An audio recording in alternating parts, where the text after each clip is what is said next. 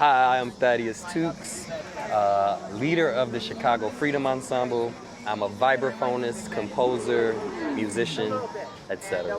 Awesome, that's amazing. So we just heard this performance. Is this usually what you do? Do you usually step back and be the band director, or are you usually the one playing the vibes more?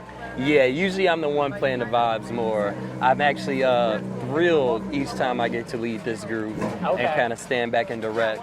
Because as a composer and arranger, I'm always interested in the nuances of the music, the different counterpoint between the instruments.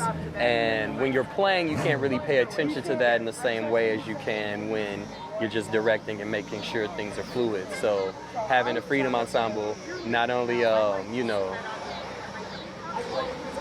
is important for our culture here in Chicago, but I think for me personally, it helps me become a better musician by standing back. So when you take a step back, you're listening to everything. Right. What do you mean it makes you a better musician? In what way? Yeah, I think as a vibraphonist, and especially my specific journey, a lot of it was self-directed. I had some private lessons and some, I was a part of different programs, but a lot of stuff I learned on vibes, especially early on, was me listening really intensely. And if I was in jazz big band in 8th grade or something like that, I could sing everybody else's part in addition to mine. So being in a group like Chicago Freedom Ensemble, where the majority of my part is listening, once I'm back on the instrument, as I hope I demonstrated today, I'm making more informed and selective choices within the music because I've spent so much time just listening without thinking about where my voice fits. I'm just seeing what exists, and then does my voice fit in this space, and if it does, how does it fit? Okay, and that's so what taking I mean. a step back is really important for you. Right. So we were taking a step back here listening. You also mentioned Chicago. Yeah. What does this band's called Chicago Freedom Ensemble? What is Chicago? What does that mean to you? Well, it's very, I feel very honored, honestly, to be directing a band called the Chicago Freedom Ensemble because Chicago's jazz scene has historically been very segregated, very divided, not only because of the physical segregation of Chicago, but the music scene itself is historically has been very divided, has experienced a lot of segregation, discrimination. Certain folks only get booked certain places or with certain people from their part of town. I think the beautiful thing about the protest is that it allowed musicians from all parts of the city who might not have existed in the same space to kind of come together and figure out what works for them, what doesn't, how can we get along.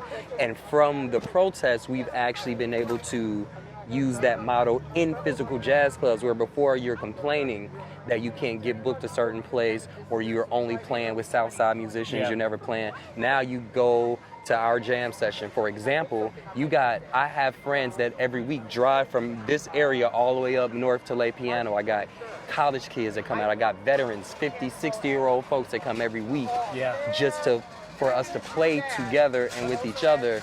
And you have jam sessions in Chicago, that's a pretty popular thing, but it's really nice to see the young jazz community being intentional about inclusion and representation and using whatever resources they have to make sure they're, hitting as many pockets of the scene as possible. And I think the Freedom Ensemble, while, it's not the synthesis, it's definitely helped kind of steer some of that.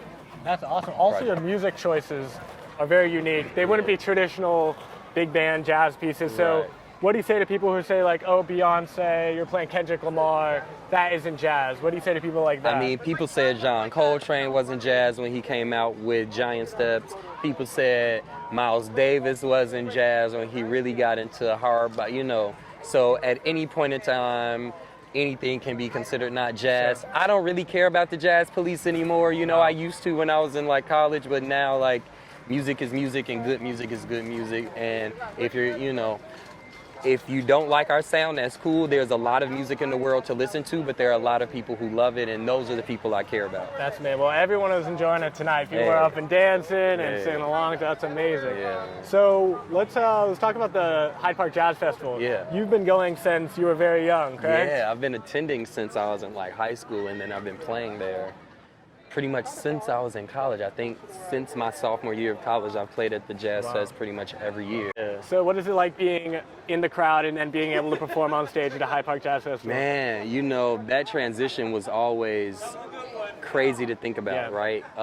Seeing the other side of the story, I think, not only informs what I'm doing musically and how I'm managing my band and my space, but it's just the excitement that you get of being 13, 12 years old, working and hoping really hard that one day you can get on that stage, and then you're like 20, you know, and you're playing at the festival and you never thought this would happen. Time flies. And so, I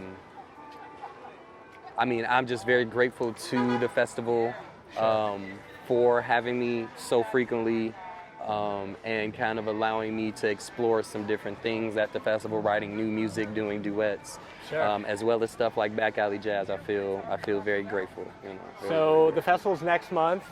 Can you tell us, do you have an idea what you're going to do? Is it still in the works? Yeah, I'm definitely doing a duet with a harpist. I actually just With a harpist? Wow, that's awesome. I'm doing an original piece, suite, called Movement for Black Lives, which is the name of the organization that created the Black Lives Matter hashtag and all of that.